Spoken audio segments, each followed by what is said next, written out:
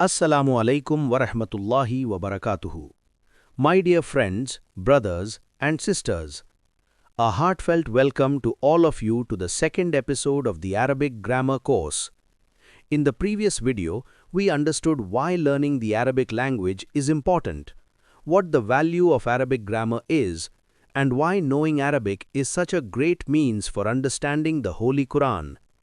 Today's video is the foundation of this entire course, because today we will talk about Arabic letters. These are the basic letters from which words are formed, sentences are formed, and then from those sentences the verses of the Holy Quran come before us. If the recognition of letters becomes correct, if their sounds are understood properly, and if the tongue becomes used to their pronunciation, then reading, understanding, and speaking Arabic becomes much easier later on. That is why today's lesson is very important.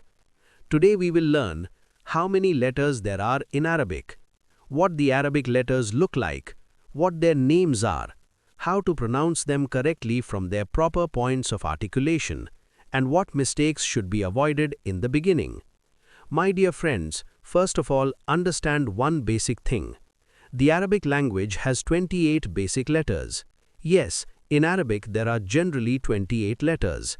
These are the same letters from which Arabic words are formed. For example, alif, be, te, se, jim, he, khe, dal, zal, re, ze, sin, shin, sad, dad, te, za, an, ghan, fe, qaf, kaf, lam, mim, noon, waw, ha, ya. These are the foundation of the Arabic language. Now an important question arises here. Are Arabic letters and Urdu letters the same thing? The answer is, to some extent yes, but not completely. Because the Urdu language has taken a lot from Arabic, it has also taken from Persian, and it has added some extra sounds of its own. For example, in Urdu, letters like pe, che, je, ge are also used. But these are not included in the original 28 Arabic letters. So, when we are learning Arabic grammar, we must focus on the pure 28 Arabic letters. Now understand one more thing. It is not enough to just look at Arabic letters. The real thing is that you pronounce them with the correct sound. Because in Arabic, some letters may seem the same to Urdu speakers, but in reality, they are completely different from each other. For example, sin, sad, or ze, zal, za, dad, or he, ha, or alif, an. If a person does not distinguish between them, the meaning may change. And when we want to recite the Quran or gain understanding of the Quran, then correct pronunciation and correct recognition become even more necessary.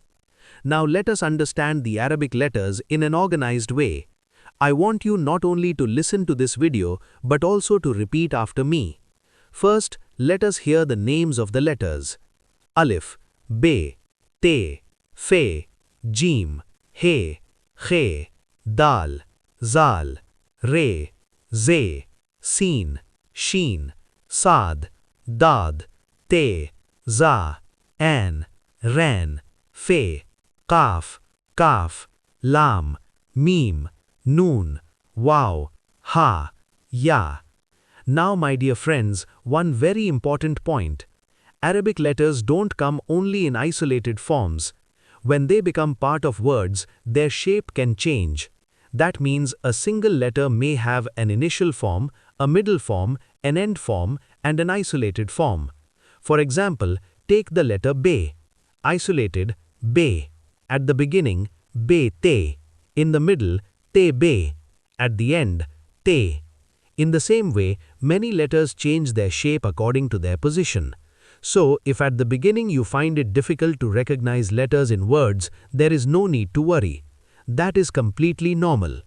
Gradually, your eyes will get used to them. Now we come to another important topic, and that is makharij, meaning the points of articulation. Makharij means the place from which a letter is pronounced.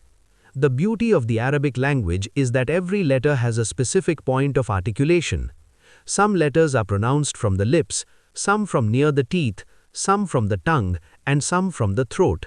For example, be, meme, wow, from the lips, te, dal, ta, from the tongue and near the upper teeth, he, an, khe, ghan, from the throat.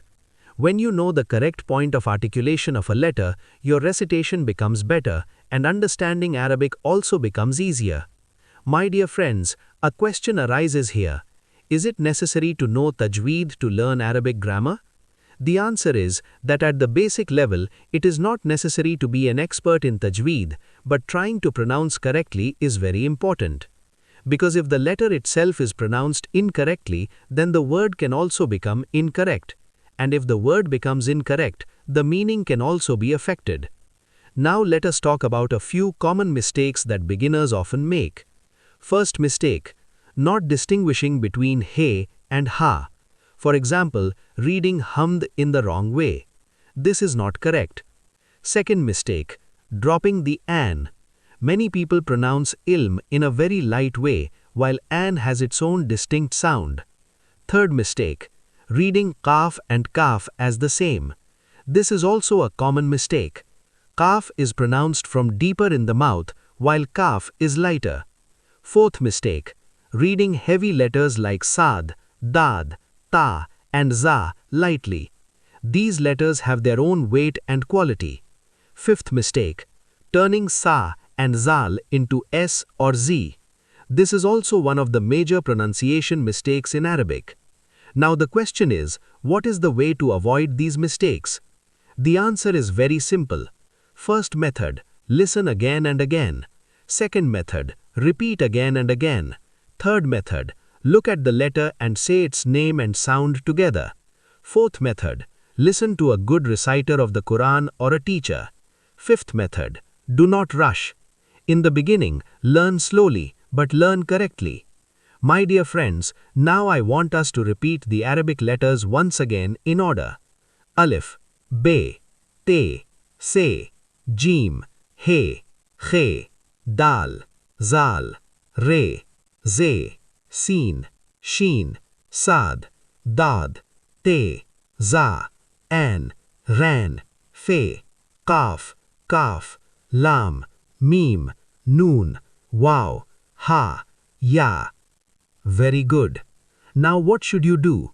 After watching today's video, take a notebook. Write these 28 letters in it. Write each letter at least 5 times. Then, say the name of each letter aloud and try to produce its sound correctly. For example, alif, be, te, se, and continue like this until the end. This small exercise will make your foundation very strong. Now one very important thing at the end. Learning any language takes time, especially a blessed and deep language like Arabic. So if some letters seem difficult in the beginning, never become disappointed. Do not think I cannot do this. Instead, think it is difficult today, but tomorrow it will become easier. And when the intention is to understand the Quran, then Allah Himself makes the path easy. Today we had an introductory understanding of the 28 Arabic letters. We also learnt that some letters are easy, some require special attention, and some require proper understanding of their correct point of articulation. In the next episode, we will move further and understand harakat, meaning zabar, zair, pesh, and how to pronounce them. Because knowing the letter itself is not enough until you also know which vowel sign is on it and how it should be read. If you liked this video and if you want this Arabic grammar course to continue regularly, then please like the video, share it with your friends, and do not forget to subscribe to the channel, so that every coming episode reaches you immediately. Remember me in your prayers. See you in the next episode. Assalamu alaikum wa rahmatullahi wa barakatuhu.